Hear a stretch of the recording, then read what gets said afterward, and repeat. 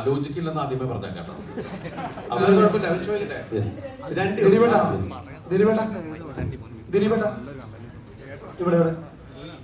ദിലീപേട്ട, ലോജിക്കില്ലാതെ കണ്ട് ആഘോഷിക്കേണ്ട സിനിമയാണ് ബബ ബബ അല്ല ബബ എന്ന് പറയുമ്പോ സോറി പിന്നെ അതിനർത്ഥം കണ്ടുവെക്കേണ്ടി ഭയം ഭക്തി ബഹുമാനം. പിന്നെ അടുത്ത ബായിക്ക് ബബ എന്ന് പറയുമ്പോ ദിലീപേട്ടന്റെ ഓർമ്മകളെ ഒരു 22 വർഷങ്ങൾക്ക് മുമ്പോട്ട് ഞാൻ ക്ഷണിക്കുകയാണ്. അന്ന് സോഷ്യൽ മീഡിയ, അതായത് ഇൻസ്റ്റാഗ്രാം, ഫേസ്ബുക്ക്, യൂട്യൂബ് ഒന്നുമില്ലാതിരുന്ന സമയത്ത് കൊച്ചുകുട്ടികൾ മുതൽ അപ്പനപ്പൂപ്പന്മാർ വരെ ലോജിക്ക് നോക്കാതെ തിയേറ്ററിലേക്ക് വന്ന് കണ്ട് വിജയമാക്കിയ മലയാളത്തിലെ ഏറ്റവും വലിയ ബ്ലോക്ക് ബസ്റ്ററിലെ നായകനാണ് ദിലീപേട്ടൻ.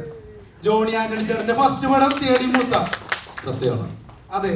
അപ്പോ ആ സിനിമ എന്റെ ഓർമ്മ ശരിയാണെങ്കിൽ, ഞാൻ കേട്ടത് ശരിയാണെങ്കിൽ, അടൂർ ഗോപാലകൃഷ്ണൻ സാറിന് പോലും ഫേവറേറ്റ് ആയ സിനിമയാണ് CID മൂസ എന്ന് പറയുന്നുണ്ട്. അതെ. ഓക്കെ.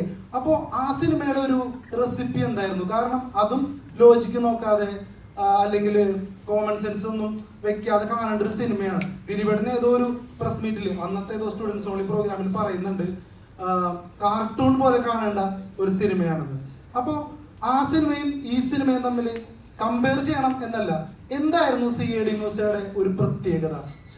അങ്ങനെയുള്ള കാര്യങ്ങൾ വെച്ചിട്ടാണ് ആ സിനിമയിൽ പറഞ്ഞ ഒരുപാട് ഡയലോഗ്സുകൾ ശരിക്കും പറഞ്ഞിട്ടുണ്ടെങ്കിൽ നമ്മൾ മറ്റേ എന്താണ് ഓവറാക്കണ കാര്യം പറഞ്ഞില്ലേ, എല്ലാം ഓവറാക്കിയല്ലേ ആളുകൾ ശ്രദ്ധിക്കൂ എന്നൊക്കെ പറയുന്ന രീതിയിലുള്ള ഡയലോഗ്സുകൾ, അങ്ങനെ ഒരുപാട് സാധനങ്ങൾ അതിനകത്ത് വന്നിട്ട്. ഇപ്പം എനിക്ക് തോന്നുന്നത് ഇതിനകത്ത് നമ്മൾ ചില ആൾക്കാർ പുഴുവ് കടിക്കൂലേ, പുഴുവ് കടിക്കുന്ന സമയത്ത് അല്ലെങ്കിൽ ഇന്ന് തള്ളാൻ നിൽക്കുന്ന സമയത്ത് എനിക്ക് തോന്നിയത് ലാലേട്ടൻ ഇതിനകത്ത് പറയണ്ടേ ജയ എന്ന് പറയുമ്പോൾ അതിൻ്റെ ഒരു ബ്ലോക്കിന് ജയ, ഈ ജയ എന്നുള്ള പേര് മിക്കവാറും ആൾക്കാരെ എടുത്തിട്ട് എന്തെങ്കിലും പറയും ജയ എന്ന് പറയാവുന്ന സാധനങ്ങൾ പോലുള്ള എനിക്ക് മീൻസ് പുള്ളി പെർഫോം ചെയ്യുന്ന സമയത്ത് എനിക്ക് തോന്നിയിട്ടുണ്ട് നമ്മളെല്ലാം ഇനി ഭാവിയിലേക്ക് ചിലപ്പോൾ ഇതെടുത്ത് യൂസ് ചെയ്യുന്നു.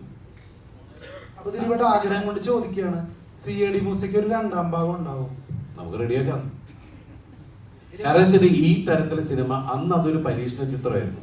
ആ സിനിമ ആദ്യം സെൻസർ കഴിഞ്ഞിട്ട് അതിന്റെ കോപ്പി എടുക്കുന്ന സമയത്ത് തിരുവനന്തപുരത്തുള്ള അതിന്റെ നമ്മുടെ ആ പടത്തിന്റെ PR തന്നെ കുറെ പേരുണ്ടായിരുന്നു. ആ സിനിമ ഇരുന്ന് കാണുമ്പോൾ ഞാൻ ചോദിച്ചു എങ്ങനെയുണ്ടെന്ന് ചോദിച്ചു.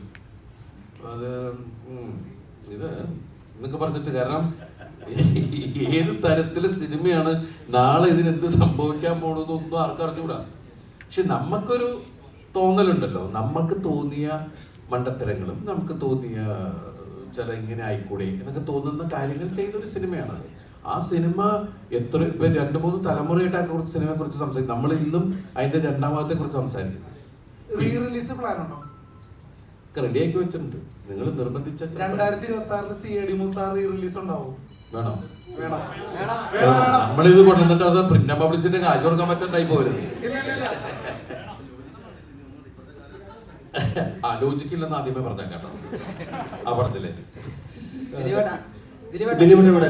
കാരണം എനിക്കെന്താ പറയുമ്പോ, എനിക്ക് നിങ്ങൾ ഒരു കാര്യം ഉറപ്പ് പറയണം, ഞാൻ ആ സിനിമയും കൊണ്ട് വരുമ്പോ അതിന് റിവ്യൂ പറഞ്ഞു കൊല്ലാൻ വരുന്നത്. ഇപ്പൊ ഈ മീശ മാധവന്റെ കാര്യം പറയുകയാണെങ്കിൽ